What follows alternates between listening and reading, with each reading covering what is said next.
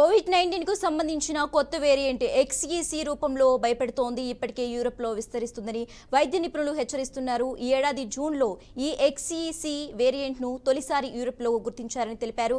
అనంతరం ఈ variant UK, US, డెన్మార్క్తో పాటు ఇతర దేశాలకు సైతం విస్తరించిందని చెబుతున్నారు. ఇది 2 ఒమిక్రాన్ సబ్ వేరియంట్స్ నుంచి XEC హైబ్రిడ్ రకంగా ఆవిర్భవించిందని వివరించారు.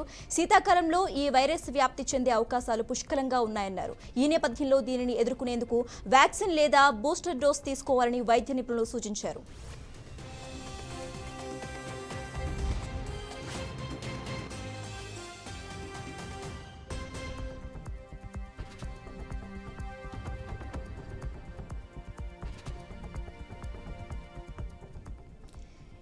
ఇప్పటికే 27 దేశాల నుంచి 500 శాంపిల్స్ సేకరించిన ఆ నమూనాల్లో XEC వేరియంట్ గుర్తించినట్లు వెల్లడించారు. డెన్మార్క్, జర్మనీ, UK, నెదర్లాండ్స్లో ఈ XEC బలంగా పెరుగుతుందని వైద్య నిపుణులు ఆందోళన వ్యక్తం చేశారు.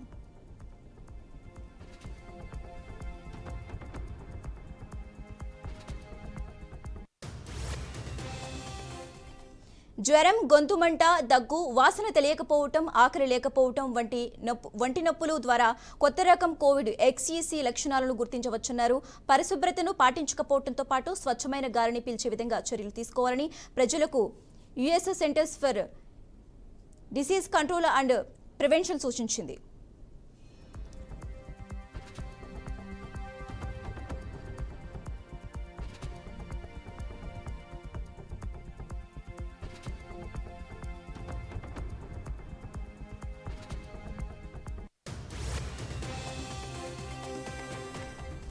ఇక ఇదే అంశానికి సంబంధించి మరింత సమాచారం మా సీనియర్ ఎగ్జిక్యూటివ్ ఎడిటర్ శ్రీనివాస్ అందిస్తారు. శ్రీనివాస్.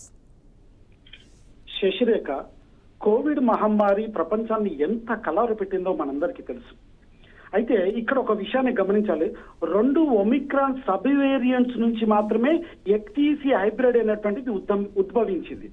అయితే కోవిడ్కి ఏవైతే లక్షణాలు అవే లక్షణాలు ఇక్కడ సేమ్ అవే లక్షణాలు ఉంటాయి. అయితే ఇక్కడ ఇంకొక విషయాన్ని గమనించాల్సింది ఏంటంటే, యూరోప్ లో ఇప్పటికే దాదాపుగా 27 దేశాల్లో ఇది వ్యాప్తి చెందింది. 44 దేశాలు ఉన్నటువంటి యూరోప్ లో 27 దేశాల్లో ఈ వ్యాధి వ్యాప్తించింది. దాదాపు ఇప్పటికీ 1200 మంది వ్యాధి బారిన పడ్డారు. అయితే ఈ వ్యాధి బారిన పడ్డ వాళ్ళకి ఏమిస్తున్నారు అంటే వ్యాక్సిన్ లేదా బూస్టర్ డోసును మాత్రమే ఇస్తున్నారు. అయితే ఇది ఎక్కువగా చలికాలంలో వ్యాప్తి చెందేటువంటి అవకాశం ఉంది. అయితే ఇప్పుడు అక్కడ సమ్మర్ నుంచి వచ్చేసి చలికాలంలోకి ఆ సీజన్, యూరప్ సీజన్ వస్తున్నటువంటి నేపథ్యంలో ఇటు కొంత చలి అటు కొంత వేడి ఉండేటువంటి అవకాశం ఉంటుంది. ఈ నేపథ్యంలో ఇది ఇంకా వింటర్ సీజన్ వచ్చినట్లయితే ఇంకా ఇది విజృంభించేటువంటి అవకాశం ఉంది.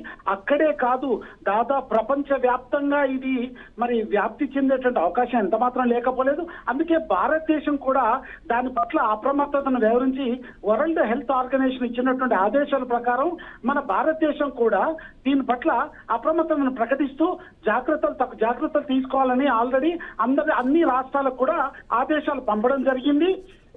ఇట్లాంటి సందర్భంలో వచ్చినప్పుడు ఒకవేళ మనం బూస్టర్ డోస్ తీసుకోకపోయినప్పటికీ, వ్యాక్సిన్ తీసుకోకపోతే ఆసుపత్రిలో చేరడం తథ్యమని మాత్రం డాక్టర్లు అయితే నిరాఖండంగా చెప్తున్నారు.